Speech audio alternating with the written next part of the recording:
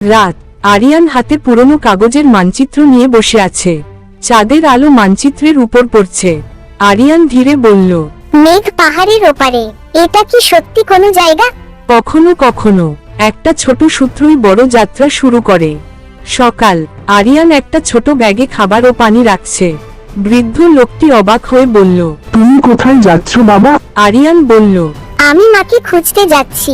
বৃদ্ধ একটু চুপ করে থাকে। বৃদ্ধ নরম কণ্ঠে বলল, তাহলে সাহস নিয়ে যাও। আরিয়ান জঙ্গলের পথে হাঁটছে। চারপাশে বড় বড় গাছ, হালকা কুয়াশা। যে পথে কেউ যায় না, সেই পথেই লুকিয়ে থাকে সবচেয়ে বড় গল্প। হঠাৎ দূরে পাহাড় দেখা যায়। আরিয়ান অবাক হয়ে বলল, ওটাই কি মেঘ পাহাড়? হঠাৎ ঝোপের ভিতর শব্দ হয়।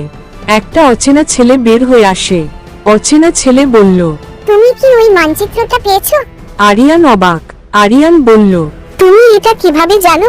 অচেনা ছেলে হাসে। অচেনা ছেলে বলল, কারণ আমার কাছেও আছে এর অন্য অর্ধেক।